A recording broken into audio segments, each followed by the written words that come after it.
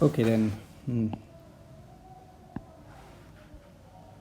So in this lecture, what we'll do is we'll see the process of crossover and reproduction. In the last lecture, we saw that how the mating pool is formed. Okay, the mating pool is basically the individuals or set of individuals having higher fitness among the population. So they are selected few individuals. Okay, selected individuals, and these selected individuals go through the process of crossover to produce offspring. Okay, they are fitter individuals, so it is genetically we believe that cross between fitter individual will give a better set of offspring or better set of population. Okay, so let us see what crossover is. Crossover basically relates to exchange of genes between two chromosomes. So it is basically related to two pair of chromosomes. Okay, pair of chromosomes means pair of individuals. So pair of individuals will be there, and between them there will be a kind of process called crossover. Okay, and how this crossover is there, two individuals are randomly selected for crossover. So crossover basically happens between any two individuals, okay, in the mating pool obviously, and a crossover probability decides that whether the two individual exchange their genes or not. So there will be a probability. If that probability happens, then there will be crossover, otherwise there will be no crossover. Okay, if outcome is no, that is probability, that is no comes, the individuals do not do any crossover. They pass to the next generation or in the offspring or the new generation without any kind of crossover. So they are as it is. Okay, if crossover is performed, then the individuals get change and they are called offspring. So let us see how this crossover actually happens. So here if you see, this is a crossover process seen here. What we do is first we generate a random number between 1. First it is decided, we generate a random number, and if the outcome is okay, crossover, suppose do crossover is the outcome, then this process is done. What is done is we generate a random number between 1 to string length. So if you see, this is the string length here. See in this picture, if you see, this is the string length. So for this particular chromosome we're talking about has a string length of 1. Okay, let me, it's not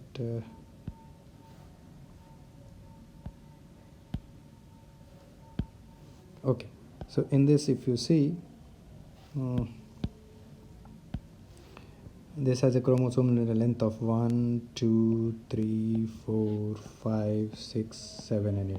So you generate a random number between 1 to 8, and that random number is said to be crossover site. Okay, so that random number is called the crossover site. So suppose here, if that random number is coming out to be 3, then this is the crossover site. Okay, and these are the two individuals which are there in a chromosome form in which we are going to perform crossover. Okay, so individual 1 and individual 2, or you can say chromosome 1 and chromosome 2. So if 3 comes out to be a crossover site, then what we do is this particular segment, this particular gene or whatever you call, is exchanged. So this goes on to this and this goes on to this. So when this happens then you call them as offspring. So the offspring is basically this individual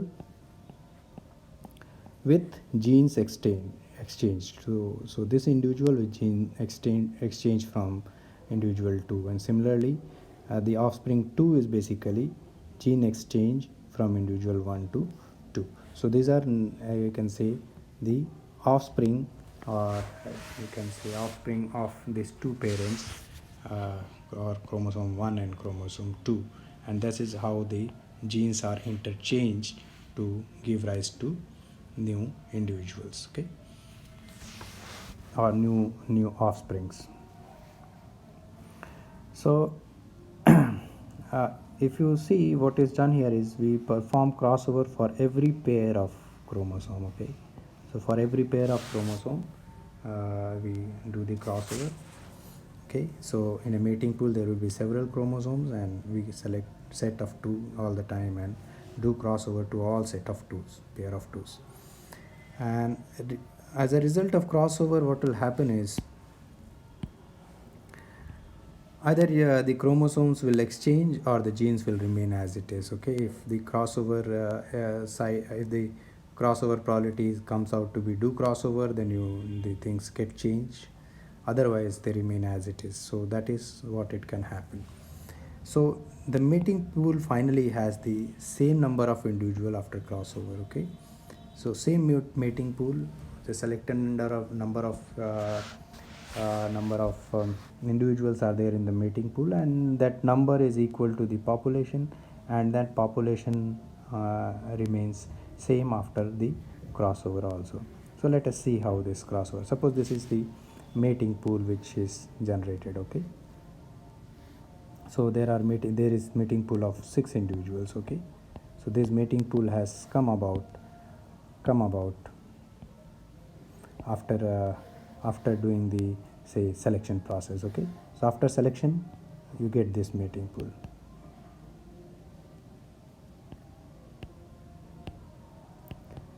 Now once this mating pool is formed, now we go for crossover. So for example, let us say I take the first pair, this is the first pair, and I generate the probability that say yes, go for crossover.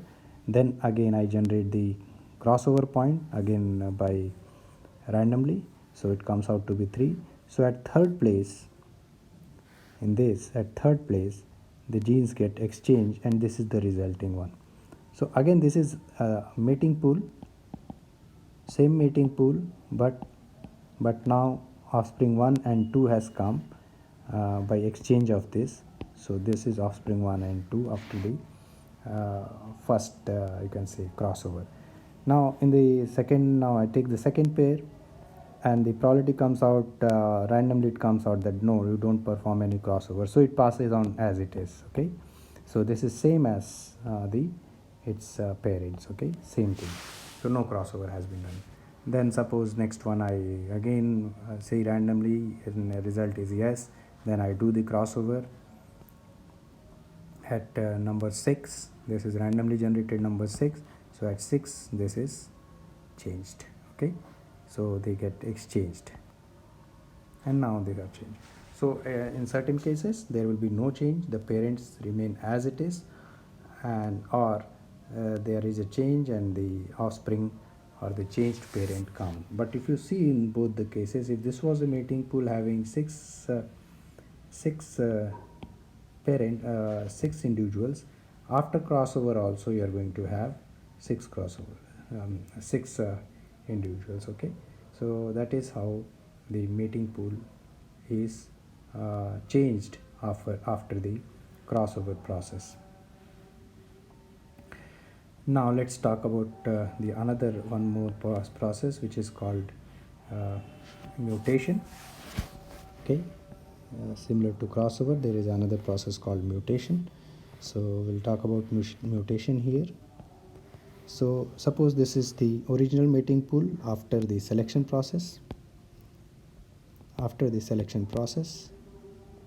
This was the mating pool, and after reproduction, or you can say crossover, we have this one. This is the same example, last one, okay. These are the things changed if you remember in the last one. And this is the mating pool after reproduction. Now what is mutation? Basically in mutation what happens is the parameter or the bit of string changes from 0 to 1 or vice versa. So randomly it will change from 0 to 1 at a given site. So for example, if you see here, this is the from here to here, parents remain, number of individual remains same, and after crossover Now let us see what happens in mutation. Mutation is normally low probability, very low probability phenomena. So you don't go for mutation all the time. Okay, so this low probability phenomena is, that is, you will have a very low probability of mutation. So you generate a number, and if that number comes out to be yes, do the mutation, then you again generate the mutation site again randomly in the range of this. Okay, so it checks, it is easier, no change, no mutation, because mutation is very low on probability. Suppose it comes out here that yes, mutation, then you find the mutation site, and suppose it says that do the mutation on the site number, how much it is, 2 4 6, 8. Okay, so 8 you change it to 1, sorry, you can change it to 0 or 1, so but basically it changes, whatever it is you change it to 0. Okay, so that is how mutation is performed, and then again it moves further and say if there is mutation. So it is, if you see, very low probability, that is what has been mimicked here. So mutation site is there, and then you perform the mutation. So after crossover, mutation is performed, and again you have the same set of mating pool. This mating pool has come here, or you can say this is a population, same set of population. Okay, now once this population is there, okay, this population is there, so this is actually once this process is over, you started with a population, okay, population of individual, okay, randomly generated population of individual. From that you did a process called survival of fittest. You got the mating pool. From mating pool you did crossover, you got this mating pool, and after crossover you did mutation, you got this mating pool. Now you started with same number of population, this is now a new population. New population is then formed after all this thing, and again this process will go. So now let us see in a nutshell how our full process of GA is, because we have discussed almost everything which is required to be good for GA. So here I am giving you the full algorithm once again, revisiting the same, slightly giving you the details, possibly in a more understandable form, because you now know all the terms, what they are and how they are performed. So you read the objective function, variable bound, constraints to form a objective function. Okay, so this you know already. Now you after this you decide the fitness function, string length, population size, crossover probability. This you have to do, give a number that what should be probability you are going to use in your crossover process. Similarly mutation process, so normally this is done close to 0.9, that means crossover probability is kept high, whereas mutation point will be somewhere between a typical value between 0.1, very low. So this is how you do this part we have not done, how to perform stopping criteria, that we will just put and see later on, but up to this point you know what is crossover now and mutation probability. Now once you do these two steps, then you generate the populations randomly. Okay, so you know how much population you want to have, population size is known, so accordingly you generate the population randomly. Once you have generated the population, now you find the objective values of that each of the individuals in the population. From there you find the fitness value of each of the individuals for all the individuals in the population, and then you create a mating pool. And you know how to create the mating pool, you perform selection of fittest, or if you remember the roulette wheel concept. So selection of the fittest will give you the mating pool, and after mating pool you perform crossover as per crossover probability on the mating pool, okay, that we have just seen. Then perform mutation as per mutation probability on the mating pool, and then that mating pool itself becomes population. This is where the step completes. And if the stopping criteria, whatever you have decided is not satisfied, then go to step 4. Go to this. You can see this becomes a self-regulated and self-adaptive, this one, without, and it's not calculating anything. So there is, if you are able to calculate the value of the function, that is more than enough for running this algorithm. Okay, but it will obviously take more time, that we'll see later on. So once once that is done, then if the stopping criteria is done, there's some problem. Okay, I'll complete this one. Once if you have reached the stopping criteria here, then you report the objective function and decoded variables and the population. So all these things you supply if you have done the stopping criteria. Let us see what is the stopping criteria possibly. Yeah. So the stopping criteria, you can decide on number of iterations. Simplest one, you decide beforehand how many iterations you will run and stop after that, and whatever is the best population you have got, that best individual in the population you have got, that becomes the that is taken as optimal. Okay. Or you can, if you have time given and you go on running it and the time is up, you just stop there, and whatever population is, you take that as optimal. This is second kind of optimal finding. Second criteria, both are very simple. Okay, very straightforward. Not simple but straightforward, you can say. Then the third one is no change in fitness function for last n iteration. So you go on seeing what is the best fitness function you are getting, and you find that there is, for n number of iterations, if that fitness value doesn't change for last n number of iteration, you can stop that whole process, and whatever is the assuming that it is not going to change any further, and assuming that, you can stop the process.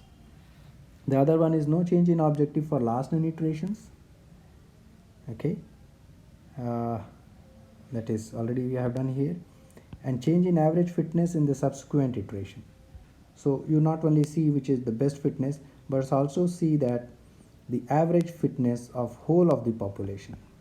Okay, and population, whole of the population, if it is increasing, okay, if it is becoming better and better, then if it has come around that, it is also not changing, you can say, then also you can stop.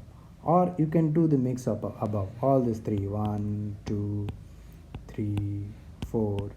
The fifth one could be mix of this, so either last an iteration, or you say, okay, if it is 10 raised to power 5 iteration, which is quite large number for me, so if it doesn't change also, then also you stop.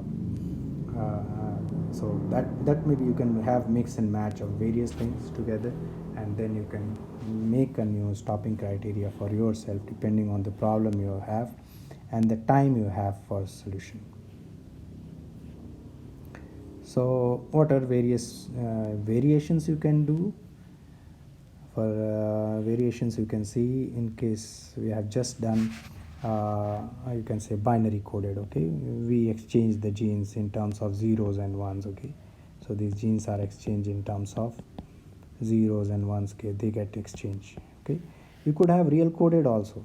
Okay, real coded means this is 23, this is 59, and other one is I have 61, 42, and I can exchange between these two. That can perform a crossover. So that becomes a real coded genetic algorithm. Okay, exchanging the real this one.